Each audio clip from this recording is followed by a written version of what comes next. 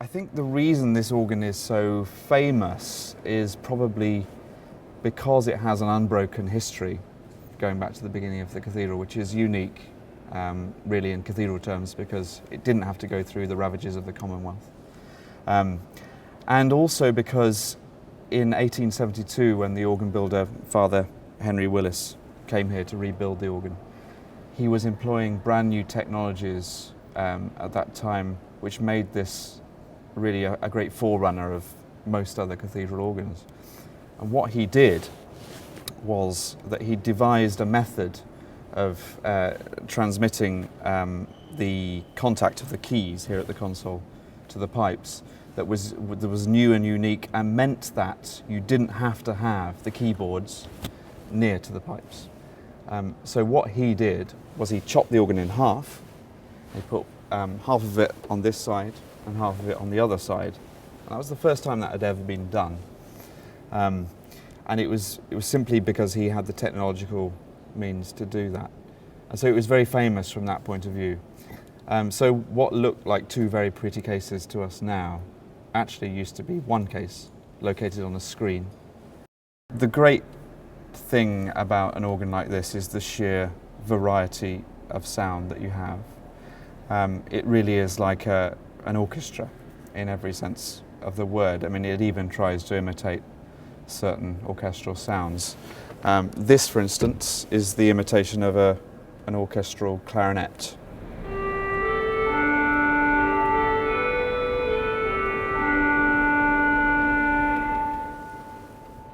And this is the sound of it's called a cor anglais, but it's really rather like an oboe.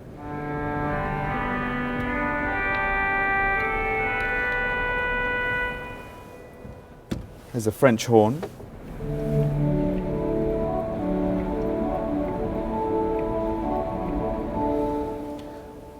And then there are also very specific string-like sounds.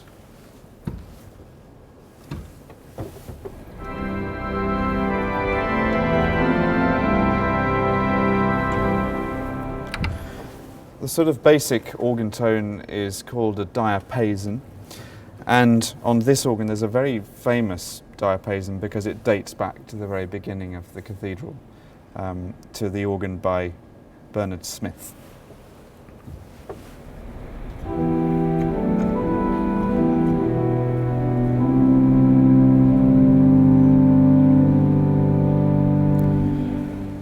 So that might be the sound that Christopher Wren heard when he opened the choir of St. Paul's. This is what we call a swell box, and it's so called, you can see these shutters here, and there are foot pedals at the organ console which you open and close, and that will open and close these shutters.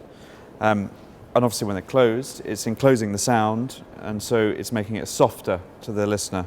The pipes, of course, are making exactly the same sound, but they're just enclosed within a box. And this is the solo box. So in here we have some of the orchestral sounds, the orchestral solos, the clarinet, the cor anglais, the celestes, there's a flute.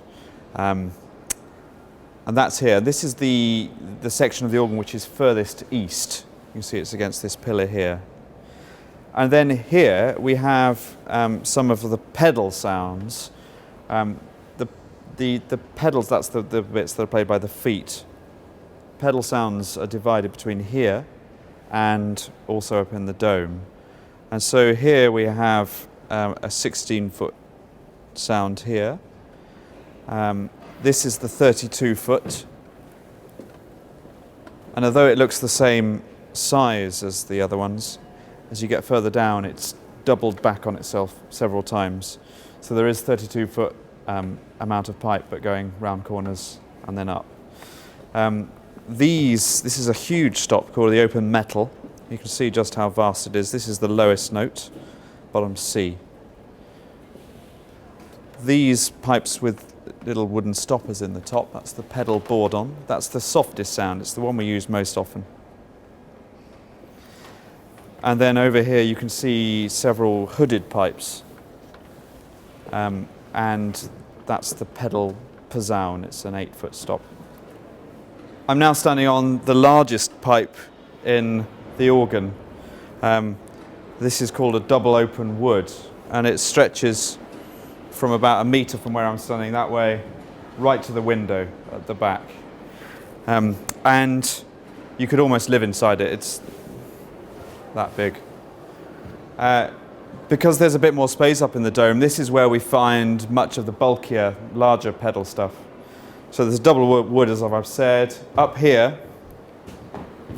we have the contrabombard, which is a very, very loud stop, again of 32 feet in length. It looks shorter than the one I'm on now, because again it's doubled up and mitered around so that the length of the pipe is the same, but it takes up less space. So here we have the royal trumpets, and they were added to the organ in 1977. And they bring a tremendous sense of drama and occasion to big state services and the such. They add something, a little bit of spice to the organ that it didn't have up until then.